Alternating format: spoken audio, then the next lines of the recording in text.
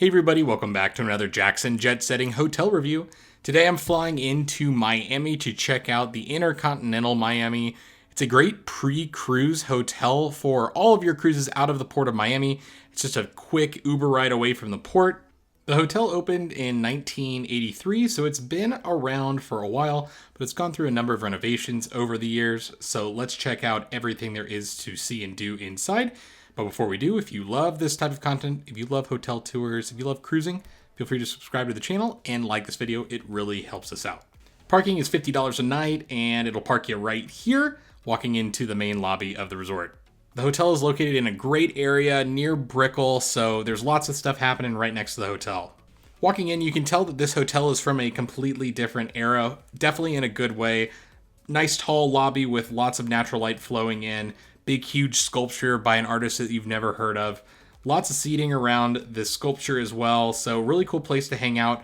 Lots of flowing water, lots of hubbub of activity here. There are a lot of different conferences when I was staying here. Most of the hotels, restaurants, and things are going to be located in this area.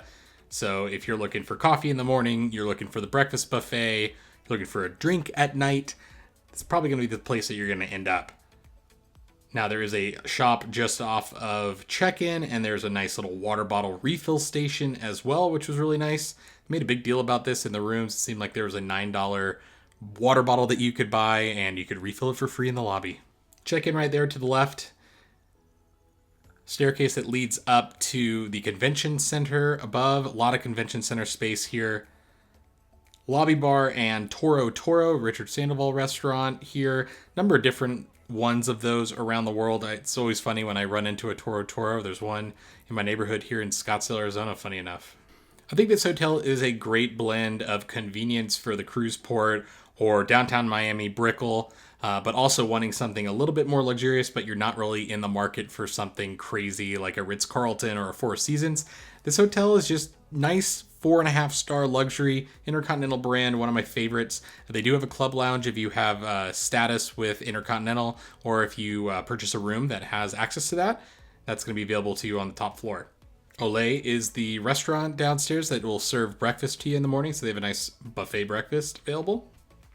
And next to that is going to be a number of different businesses. They do have a Sixt rental car station right here in the lobby. So if you're looking to rent a car, Sixt is a great rental car company. We've used it multiple times during our travels. You can take the escalators up to the convention center floor. I do want to highlight this because there is a speakeasy on this floor. It wasn't open during the hours that I was making this video, and I honestly couldn't find it, so they're doing a great job. But it is available on this floor, which is pretty cool. Now, I do like to include the convention center space in these videos because some business travelers may be finding this property on YouTube, and I just want to be able to feature everything that people are looking for.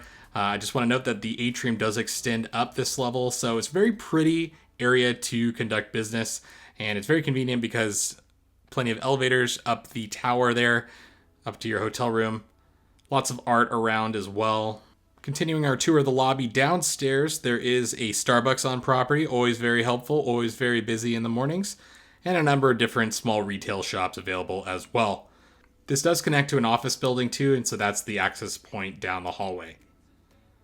Outside on the pool deck, there are a number of different resort-style amenities, which is really, really cool at this hotel, so you don't have to compromise on relaxation. It's not a pure city hotel. There's actually this awesome sun deck with a pool and a poolside restaurant, poolside bar, and great views of the ocean.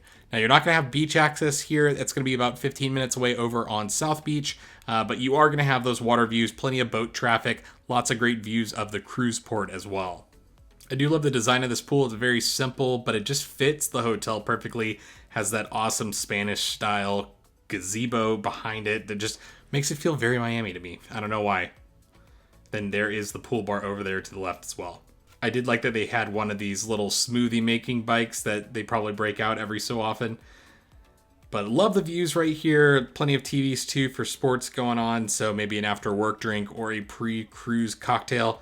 You can enjoy it, and you got views of the ships over there in the background.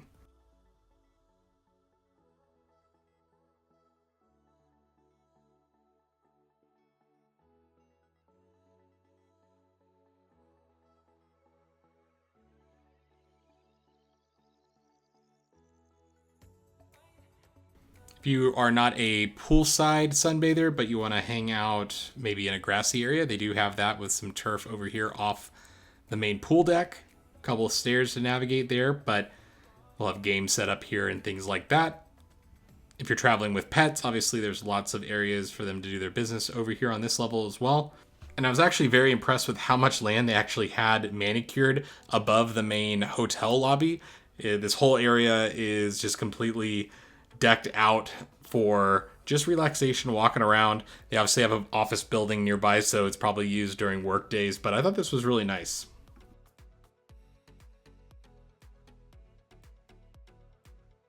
So we'll enjoy one more outdoor view of Bayside Park here. Lots of events that happen here, Ultra, things like that. Very busy street right next to it as well.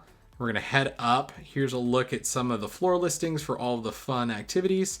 Plaza level is what we're on now. We're going to head up and check out the spa and gym. So the spa and gym are pretty expansive here too.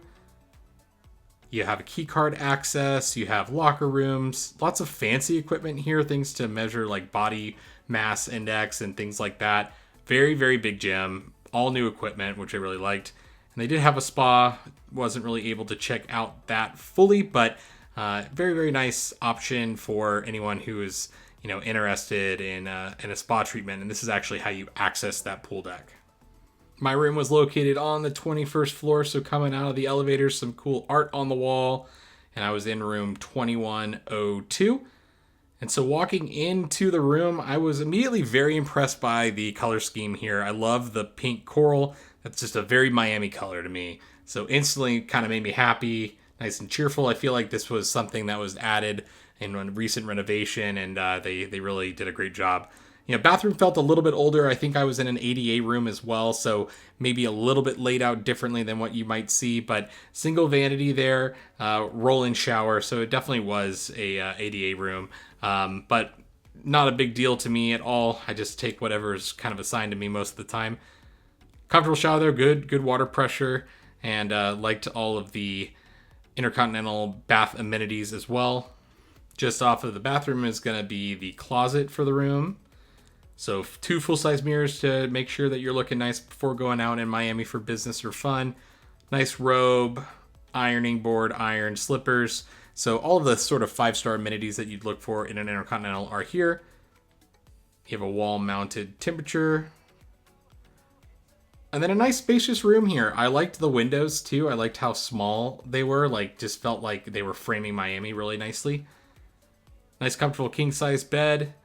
Nice little lounge couch there. Just a very beautiful vibe in here. I like all the pops of color and art on the wall as well. You can see the Port of Miami there. I had a great view of the Port of Miami, so no complaints there from me. And then we had a little Nespresso coffee machine, which I always enjoy. And then a nice big TV. There's those $9 waters I was talking about earlier, kind of ridiculous. But they did have an espresso, and I liked the little holders that kind of explained exactly what type of coffee you were trying to make.